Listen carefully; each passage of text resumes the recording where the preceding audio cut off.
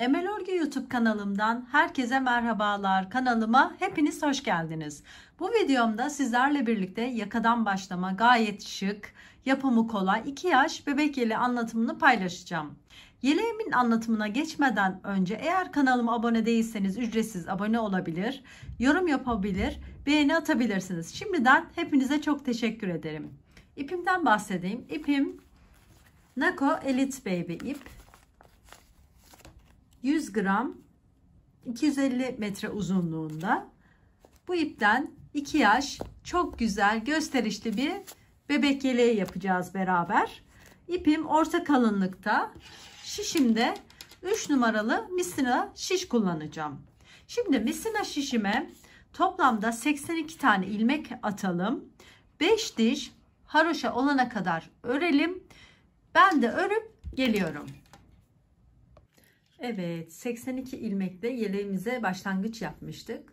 Daha sonra ne demiştim? 5 diş haroşa olana kadar örelim demiştim. Ben de haroşa sıramı ördüm gördüğünüz gibi. 1, 2, 3, 4, 5. Roba artırımları için ayrımlarımı yaptım. Ön için 14 tane ilmek ayırdım. Daha sonrasında artırma yapacağız. 2 tane sabit ilmeğim var. Tekrar artırma yapacağız. Kol için 12 ilmek. Yine 2 sabit ilmeğim sağında ve solunda arttırmamız olacak.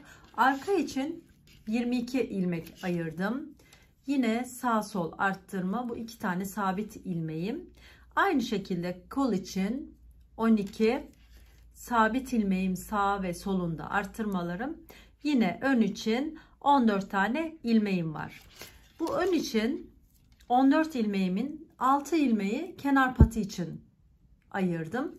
Bu şekilde kenar patını da haroşa olarak devam edeceğiz.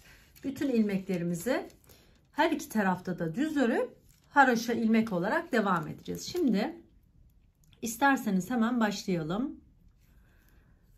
Burada şimdi hemen ilk ilmeğimizi açmamız gerekiyor. İlk ilmeğimi örmeden aldım. İkincisini ördüm. 2 tane ilmeğimi bir yapıyorum. Bir arttırma yapıyorum. 2 tane ilmeğimi de düz örüp bu kenar patımdaki 6 ilmekte şu an ben bir tane düğme ilmeğimi açmış oldum. Sonrasında diğer ilmeklerimi örgümün bu yüzünde düz örerek ayracıma kadar ilerliyorum.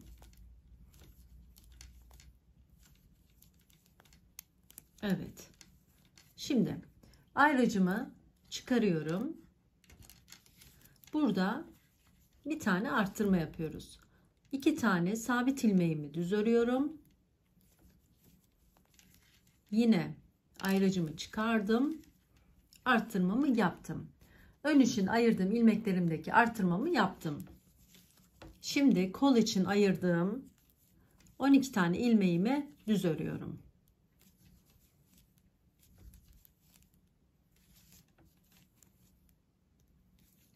Örgümün ön yüzünde ilmeklerimi düz örüyorum. Evet, kol için ayırdığım 12 tane ilmeğimi tamamladım. Ayracımı çıkarıyorum. Arttırmamı unutmadan hemen attım. 2 tane sabit ilmeğimi düz örüyorum. Yine şişime ilmeğimi doladım. Şimdi yeleğimin arka bölümü için ayırdığım 22 tane ilmeğimi düz örüyorum.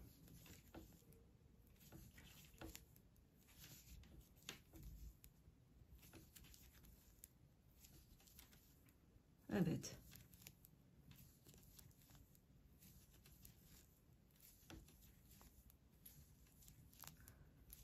Düz örerek devam ediyoruz. Ayracımıza kadar örüyoruz.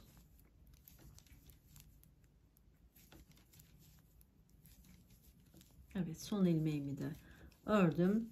Yine ayracımı çıkarıyorum. Burada bir takılmış galiba. Ayracımı çıkardım, artırmamı yaptım. 2 tane sabit ilmeğimi düz ördüm. Yine ayracımı çıkardım, düz ördüm. Kol için ayırdığım ilmeklerimi, 12 tane ilmeğimi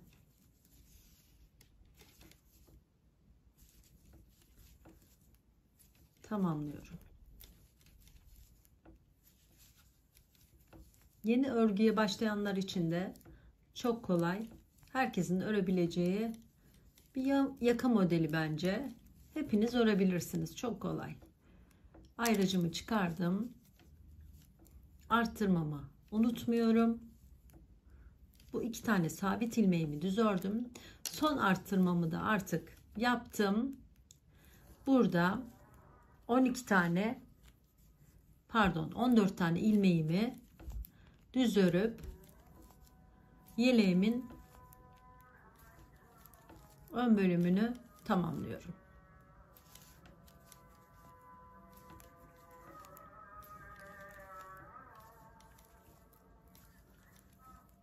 Evet. Sıramızı tamamladık. İlk artırmamızı yaptık. Şimdi örgümüzün arka yüzüne geçiş yapalım. Evet.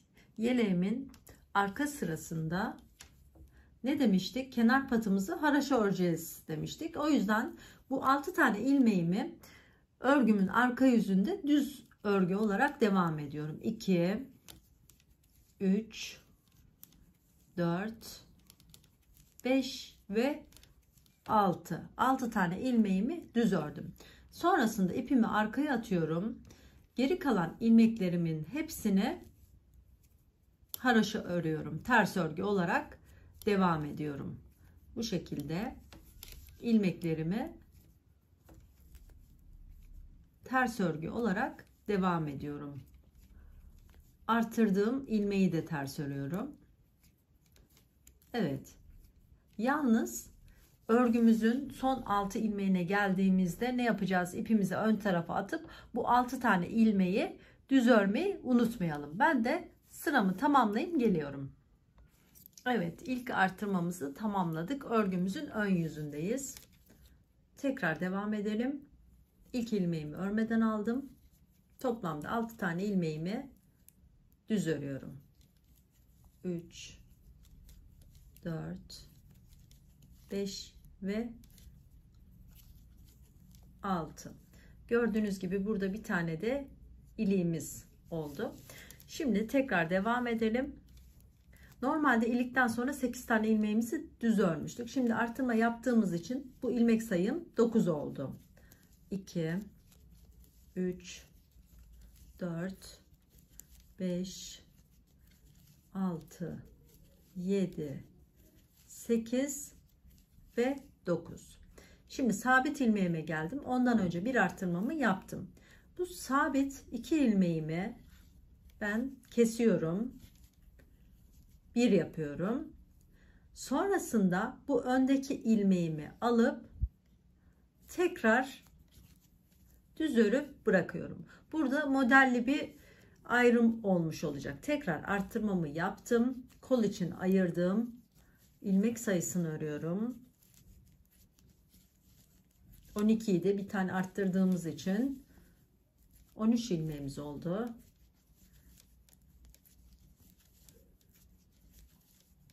Evet, düz örgü olarak devam edelim. Arttırma yaptığımız yere kadar arttırdığım ilmeği de örüyorum. Sabit ilmeğime geldim. Ondan öncesinde arttırmamı yapıyorum. Bu 2 tane ilmeğimi bakın kestim. 1 yaptım. Bu öndeki ilmeğimi tekrar şişime takıp onu bir kez daha ördüm. Sonrasında tekrar arttırmamı yapıp yeleğimin arkasındaki toplamda 24 tane ilmeğimi düz örgü olarak örüp devam ediyorum.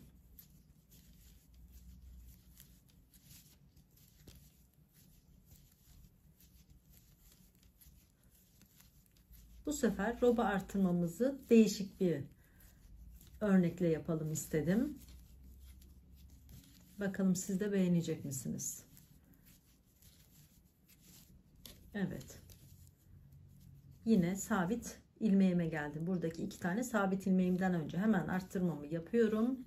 Bu 2 sabit ilmeğimi önce bir yapıyorum. Bırakıyorum. Sonrasında bu öndeki ilmeğimi tekrar örüp arttırmamı da yapıp kol için ayırdığım ilmeklerimi örüyorum.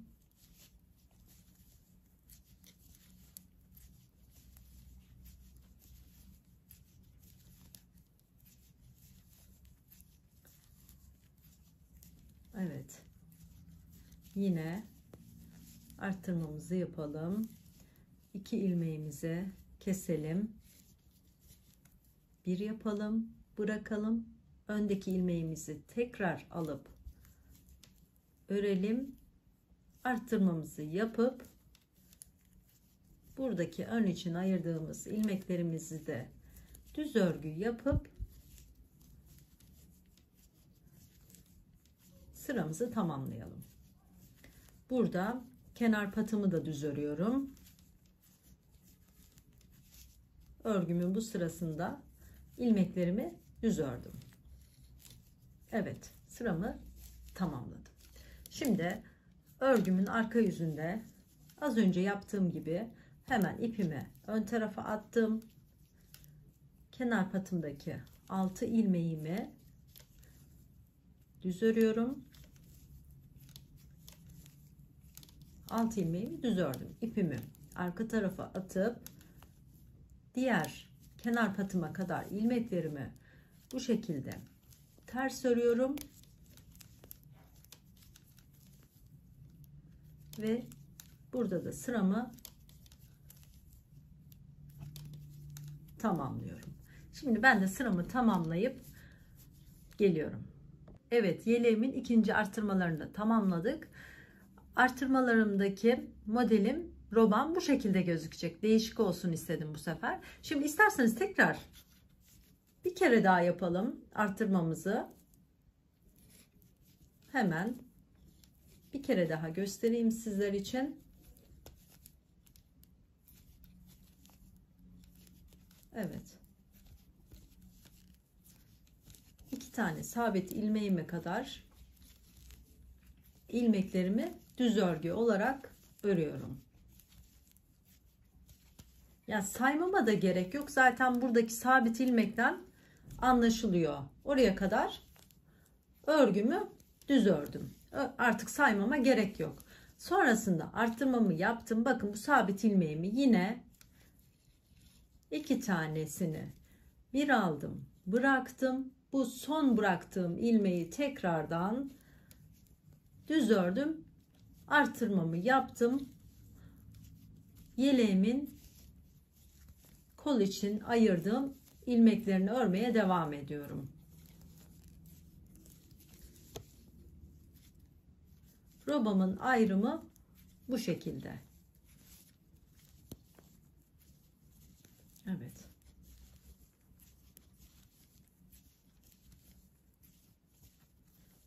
Yine sabit ilmeğime geldim. Artırmamı yaptım. 2 tane ilmeğimi kestim. Sonrasında tekrar öndeki ilmeğimi ördüm. Artırmamı yaptım. Yeleğimin arka kısmındaki ilmeklerini tamamlıyorum. Şimdi arttırmalarım bu şekilde oluyor. Gördüğünüz gibi bakın burada da bir tane ilik açtık. Bu ilik buradaki haroşa sıram 12 tane olana kadar bu şekilde devam edelim. 12 olduktan sonra tekrar ilik açmayı unutmayalım. Buradaki arttırmalarım da ben şu an 3 tane arttırma yaptım. Bu arttırma sıram da 16 tane olana kadar arttıralım. Robamızı tamamlayalım. Ben de kamera arkasında tamamlayıp geliyorum. Evet, roba arttırmalarımı tamamladım. Gördüğünüz gibi 16 tane arttırmamı yaptım. Şu an şişimde 210 tane ilmeğim var. Burada kol kesimi için ilmeklerimi de ayırdım. Şimdi bu ilmeklerimi toplamda 30 tane ilmek ön için ayırdım. Kol için 48 tane ilmeğimi ayırdım. Arka için 54, yine kol için 48, ön için 30 tane ilmeğim var. 6'sı kenar patım için. Şimdi dilerseniz hemen ilk kol kesimimizi yapmaya devam edelim. Burada 12 sıra haraşo olduktan sonra bir tane iliğimi de açtım. Umarım siz de unutmamışsınızdır. Şimdi hemen buradaki 30 tane ilmeğimi düz örüyorum.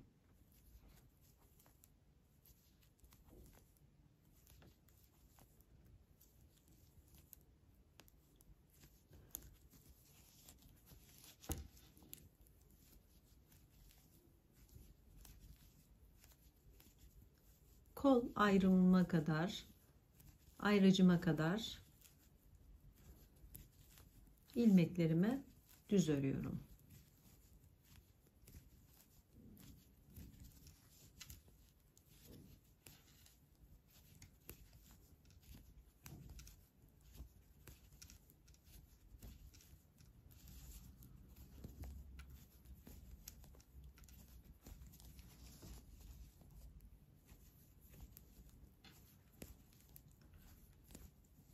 Evet. Şimdi ayracıma sıra geldi.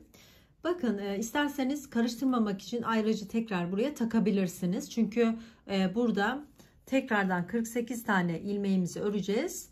Onun için buraya tekrar takabilirsiniz. Ya da buradaki 2 tane sabit ilmeğimi ben kol tarafında öreceğim artık. Şimdi burada sayarak 48 tane ilmeğimi örüyorum.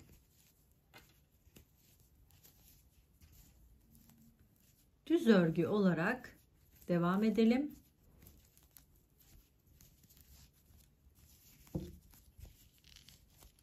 Şurada hemen ilmeklerimizi yanaştıralım.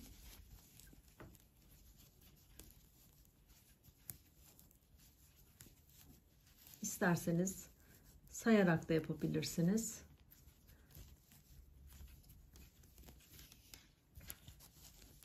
Zaten ayracımız orada.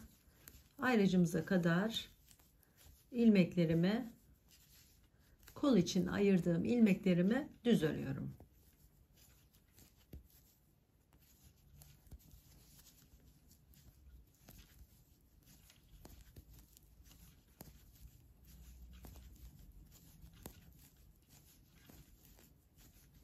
Yeleğimiz 2 yaş bebek için uygun olacaktır. 1-2 yaş bebek için çok güzel bir yelek olacak bittiğinde. Sabit ilmeğimi de ördüm. Örgümün arka yüzüne geçiyorum. İpimi ön tarafa attım. Şimdi toplamda kol için ayırdığım 48 tane ilmeğimi düz örgü olarak devam ediyorum. Buradaki toplamda 48 tane ilmeğimi düz örgü örüyorum.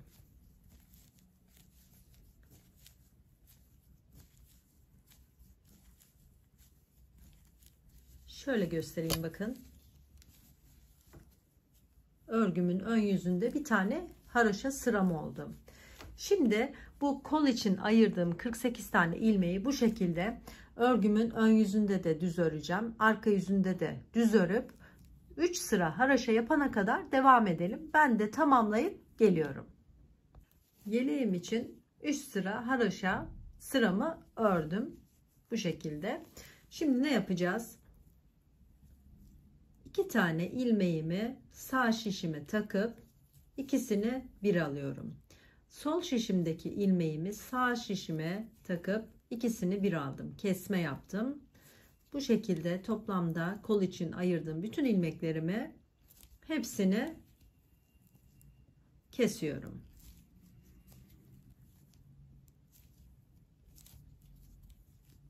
Bu 2 tane ilmeğimi bir yaparak gördüğünüz gibi düzgün bir şekilde kesme yaptım. Sıranın sonuna kadar buradaki 48 tane ilmeğimi ben de kesip geliyorum. Evet, ilk kol kesimimizi yaptık. Bu şekilde oldu. Düzgün bir şekilde tamamladık. Şimdi örgümün ön yüzü bu şekilde kapatıp ön yüzü içeride kalacak şekilde kapatalım. Burada bir tane tığ yardımı alacağız biz. Tığımızı takalım.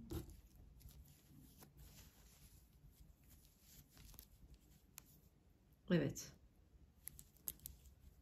Tığımı taktım. İpimi arkaya atıyorum.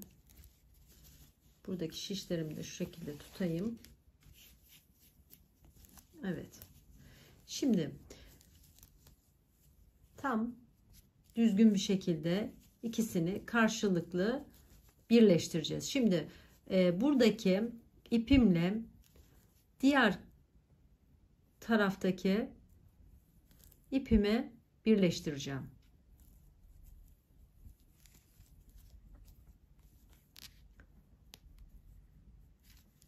Birleştirdim. Bir tane de tekrardan ipimle tamamladım. Daha sağlam oldu. Şimdi karşılıklı buradaki ilmeğimle tam karşısındaki ilmeğimi ikisini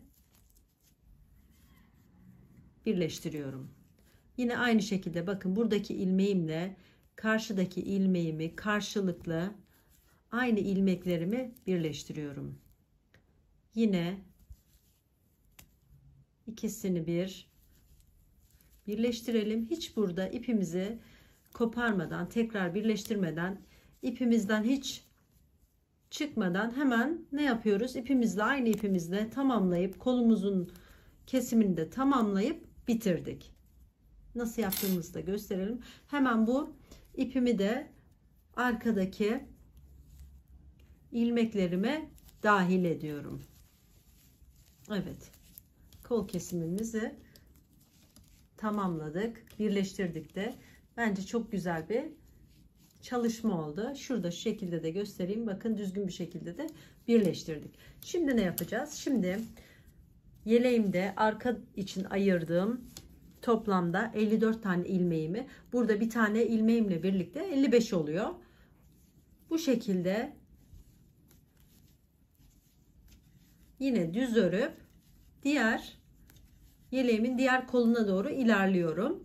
Diğer kolunda da aynı ne yapacağız? Buradaki yaptığımız işlemin aynısını yapacağız.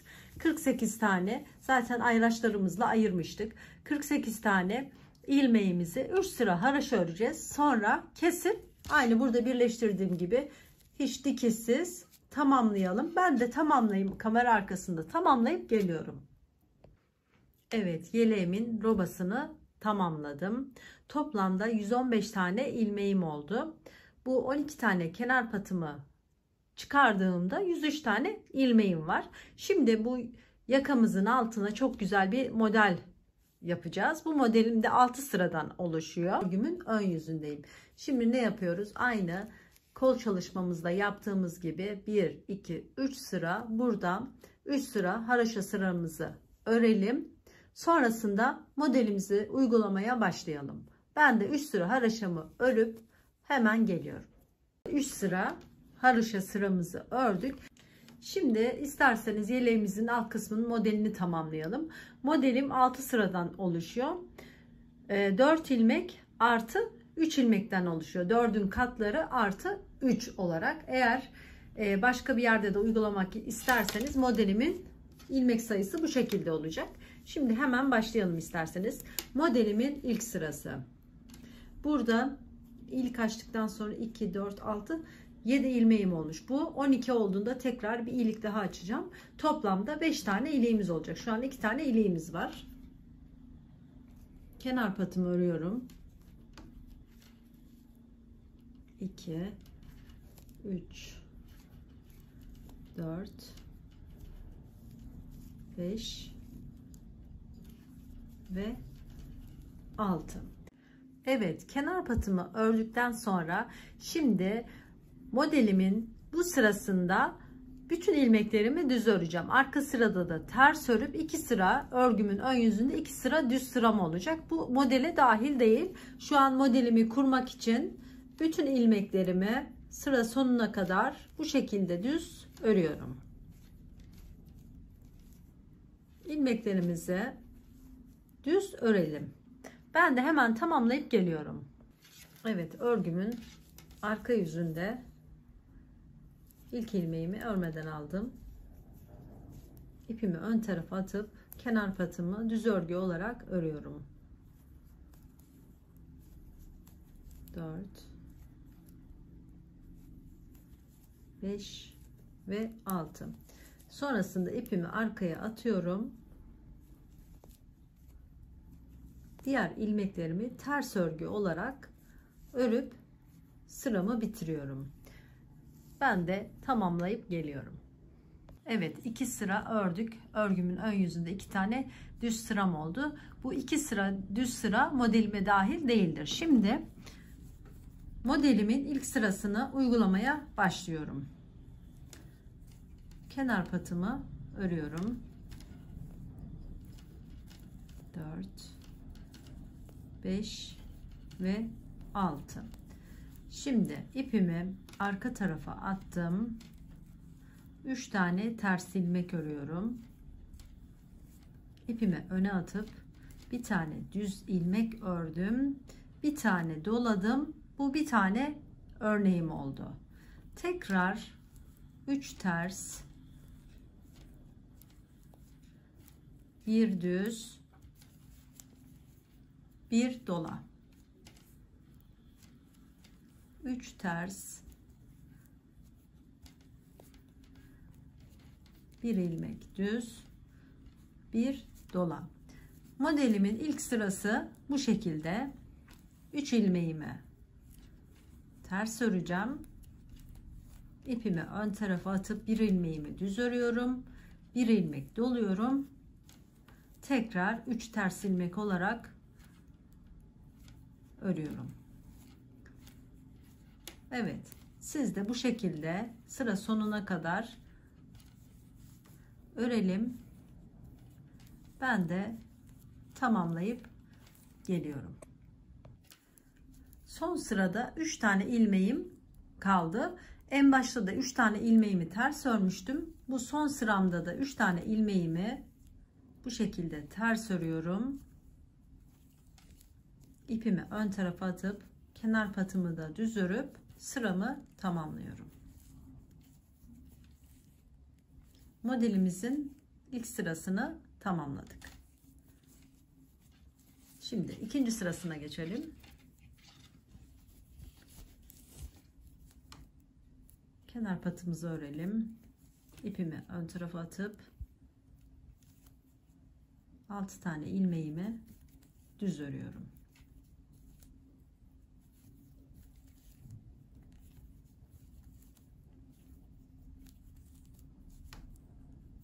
Altı tane ilmeğimi düz ördüm.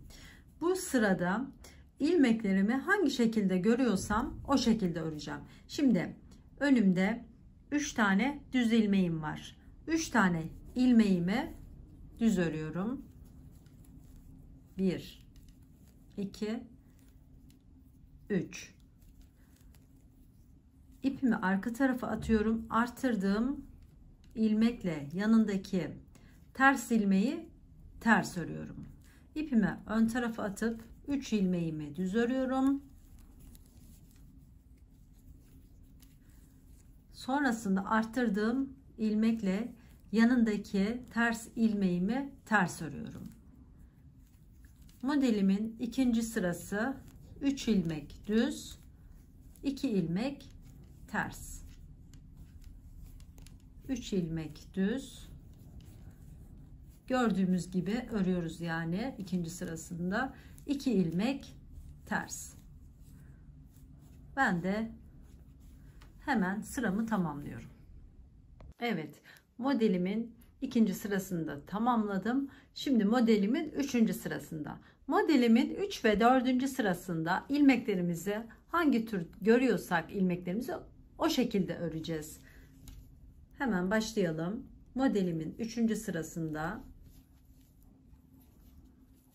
3, 4, 5 ve 6 kenar patımı ördüm. Şimdi modelimde ne vardı? 3 tane ters, 2 tane düz. 3 ters, 2 düz. Ben de bu sırayı 3 ters, 2 düz olarak tamamlıyorum. Modelimin 3. sırası 3 ters, 2 düz ilmek olarak ilerliyor. Evet, ilmeklerimizi 3 ters, 2 düz olarak örelim. Sıramızı tamamlayalım. 3 tane ters, 2 tane düz. Evet. Bu şekilde. Ben de hemen ilerletip geliyorum. Evet, modelimin 3. sırasında tamamladım. Şimdi 4. sıraya geçelim.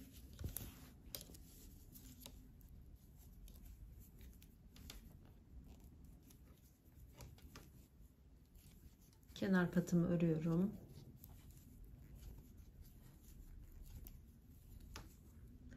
Kenar patımı ördüm. Şimdi ne demişim? 4. sırasında da ilmeklerimizi nasıl görüyorsak o şekilde öreceğiz demiştim. Bakın burada zaten nasıl örmem gerektiği gözüküyor. 3 tane düz öreceğim, 2 tane ters. 3 düz, 2 ters. Bu sırayı da bu şekilde tamamlayacağız. 3 düz, 2 tane ters. Modelimin 4. sırasında da gördüğümüz gibi ilmeklerimizi örelim. Sıramızı tamamlayalım. Ben de tamamlıyorum. Evet, örgümün 5. sırasına geldim. 5. sırasında artık modelimizi şekillendiriyoruz. Dilerseniz hemen başlayalım. Kenar ilmeğimi yine örüyorum. 6 tane ilmeğimi 5 ve 6 ilmeğimi düz ördüm.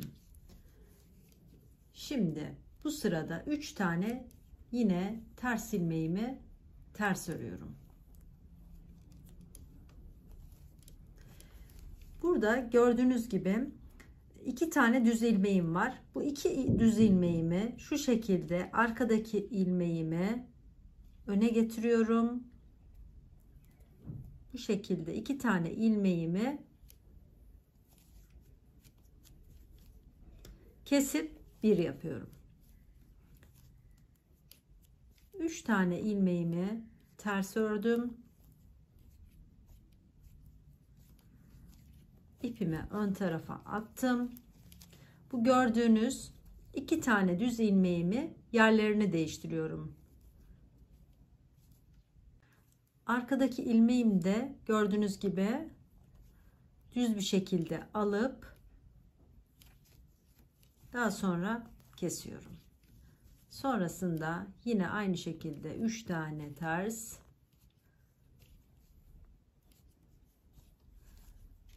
bu 2 ilmeğimi buradaki ilmek sayımızı çoğaltmıştık. Normal kendi ilmek sayımıza dönüyoruz bu şekilde de. İlmeklerimizi bu şekilde döndürüp ikisini bir kesiyoruz. Bu sırada da bakın modelimiz kuruldu. 5. sıramızı da tamamlayalım bu şekilde. Son kez yapalım. İpimizi ön tarafa atıyoruz. 3 tane tersten sonra ilmeklerimizi yerlerini değiştiriyoruz. İkisini bir yapıp kesiyoruz. Son kez yapalım isterseniz. 3 ilmeğim ters, ipimi ön tarafa attım. Sonrasında ilmeklerimin yerini değiştirdim. Düz yönünü çevirip 2 tane ilmeğime bir yapıp kestim. Evet, modelimin 5. sırası bu şekilde. Ben de sıramı tamamlayacağım. Son sıramızı da yapıp devam edelim. Modelimin 5. sırasını tamamladım. Şimdi modelimin son sırası 6. sırasında ne yapacağız? Hemen onu da göstereyim. Kenar patımı örelim.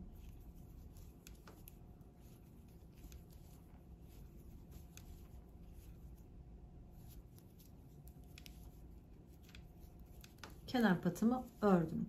Şimdi yine aynı şekilde örgümün arka yüzünde 3 tane düz ilmeğim var. Bir tane ters ilmeğim var. Şimdi kestiğimiz için ters ilmeğim 1'e düştü. Bunu aynı gördüğümüz şekilde 3 ilmek düz, 1 ilmek ters, 3 ilmek düz,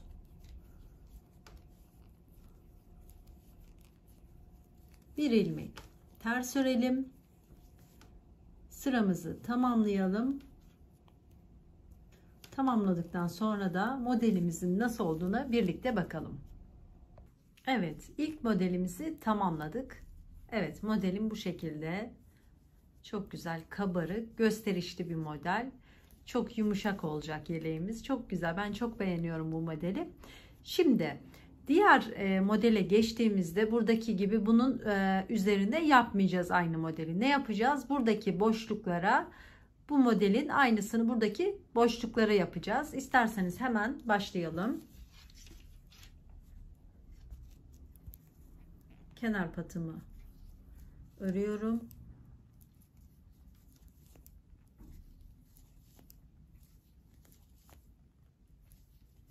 Altı. Şimdi burada 3 tane ters ilmeğim var. Buraya şu modelin aynısını buraya kuracağız. Ne yapacağız burada?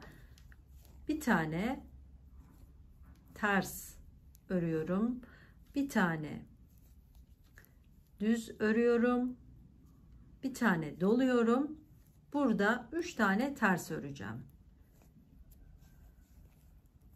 3 tane ters ördüm. İpimi ön tarafa attım. Bir tane düz örüp bir doluyoruz. 3 tane ters örüyoruz.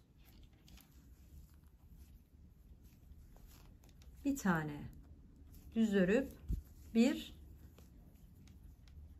doluyoruz. 3 ters,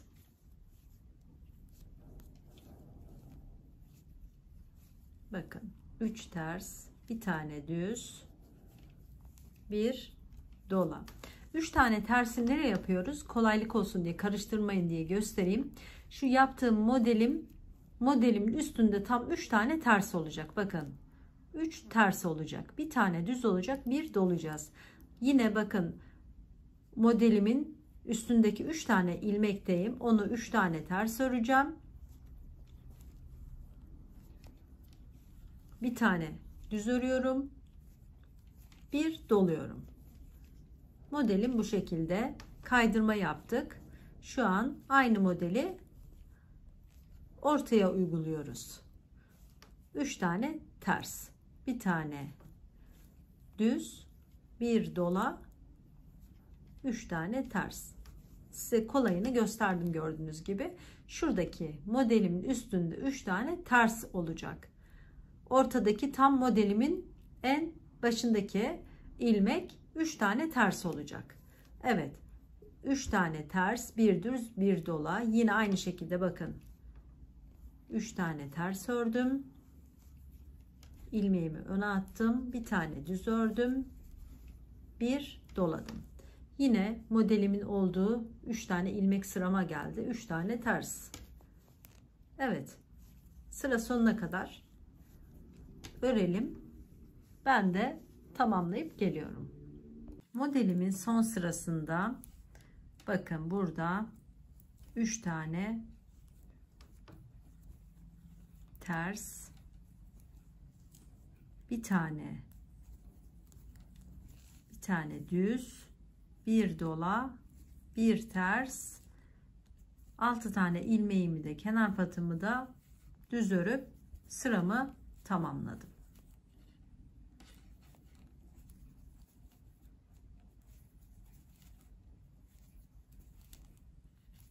Evet, ortalara da artık modelimizi kurmaya başladık. Evet, modelimizi kurduk. Şimdi örgümün ikinci modelin ikinci sırasında ne yapmıştık? İlk modelimizde modeli ilmeklerimizi gördüğümüz gibi örmüştük. Burada da ilmeklerimizi gördüğümüz gibi öreceğiz. Ne yapacağız? 3 tane düz, 2 tane ters. 3 tane düz, 2 ters. 3 düz, 2 ters olarak örelim. Sıra sonuna kadar örelim, devam edelim. Evet, ikinci modelimizin ikinci sırasını da bitirdik. Şimdi burada toplamda 12 tane haroşa sıram olmuş. Burada bir ilik açalım beraber. Şimdi burada ilk önce nasıl başlamıştık? 3 ters, 1 düz, 1 dola yapmıştık. Burada ikinci modelimizde de 1 ters, 1 düz, 1 dola. Sonra 3 ters, aynı şekilde 1 düz, 1 dola. Yani şuradaki bir ters olacak ilmeğimiz. Onu da unutmadan söyleyeyim. Evet, şimdi hemen iliğimizi açalım. Bir ilmek düz ördüm. 2 tane ilmeğimi kesiyorum. Bir ilmek doladım.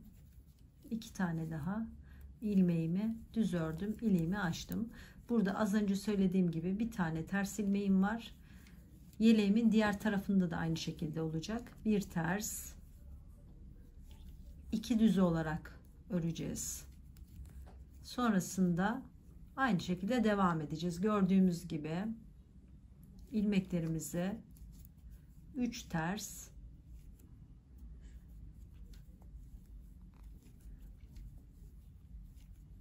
3 ters, 2 düz, 3 ters,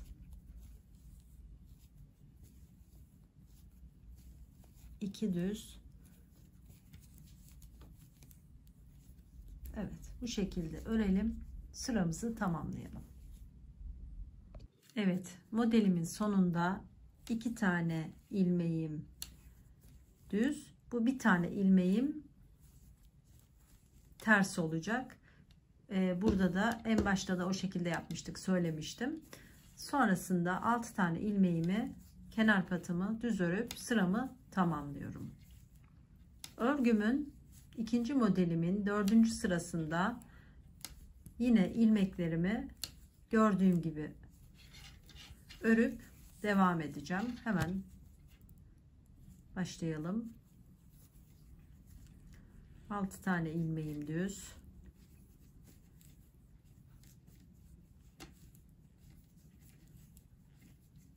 6.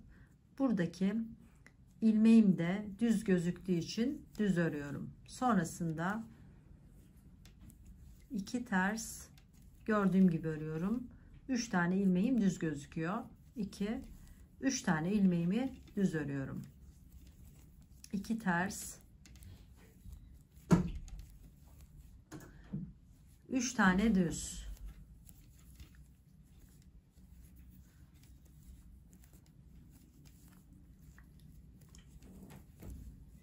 evet, bu şekilde örgümün arka yüzü de bu şekilde. Sıramızı tamamlayalım. Evet, ikinci modelimin 5. sırasındayız şimdi. Onu da hemen yapalım beraber. Kenar patımı örüyorum.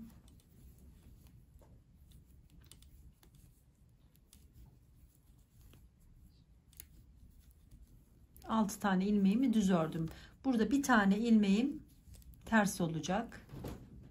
Bir tane ilmeğimi ters örüyorum. İpimi ön tarafa attım. Şimdi az önce ilk modelimizde ne yapmıştık? İlmeklerimizin yerini değiştirmiştik. Arkadaki ilmeğimi öne getirmiştim. Bu şekilde. Sonrasında ikisini bir kesmiştik. 3 tane ters,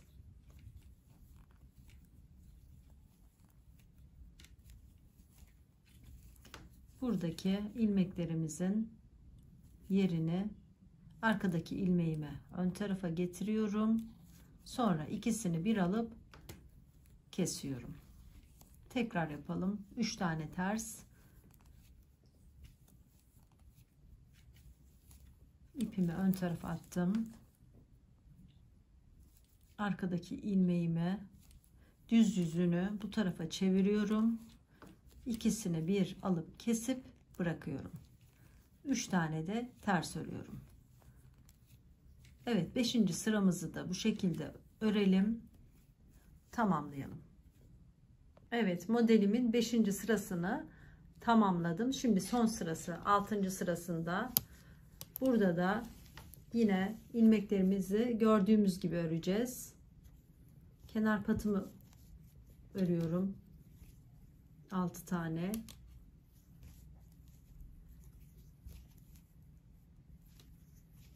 4, 5 ve 6. Burada bir tane düz ilmeğim var. Onu da düz ördüm.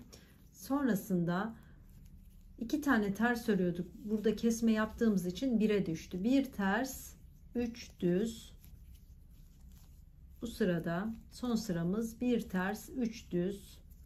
Örelim. Sırayı tamamlayalım. Evet, yeleğimin ikinci modelini uyguladık beraber. Bu şekilde çok güzel oldu. Şimdi ne yapacağız? Şimdi tekrar ilk modelimizde olduğu gibi, ilk modelimizde ne yapmıştık birinci sırasında? 3 ilmek ters örmüştük. 1 düz örmüştük. 1 dolamıştık. 3 ilmek ters, 1 düz, 1 dola. Sonraki sıraları da aynı takip ederek yapabilirsiniz. Bu modelden 8 ya da 9 tane yapalım. Ben de yeleğimi ilerleteyim. Tekrar 12 sıra haraşo olduğunda iliğimizi de açalım. Toplamda 5 tane iliğimiz, düğme iliğimiz olacak. Ben de ilerletip devam edip geliyorum. Evet, robamızın model kısmını bitirdim. Gördüğünüz gibi bu şekilde model uygulamamı tamamladım. Burada 5. iliğimi de açtım. Modelimi bitirdikten sonra bakın 1, 2, 3 sıra haraşo sıram oldu. 4.'sünü de örüyorum. 4 sıra haraşo sırası örelim. Yakada ördüğümüz gibi 4 sıra haraşo örelim. Daha sonra da ilmeklerimizi keselim. Yeleğimizi tamamlayalım. Ben de ilmeklerimin tamamını kesip yeleğimin düğmesini dikip geliyorum. Evet, yeleğimizi tamamladık beraber. Gördüğünüz gibi çok gösterişli, çok güzel bir yelek oldu. Ben çok beğendim. Renkleri de çok uyumlu oldu. Arkası da bu şekilde. Evet. Modeli de çok uyumlu oldu. En kısa zamanda yeni modellerle karşınızda olacağım. Beni izleyip desteklediğiniz için Emel Örgü YouTube kanalı olarak hepinize çok teşekkür ederim.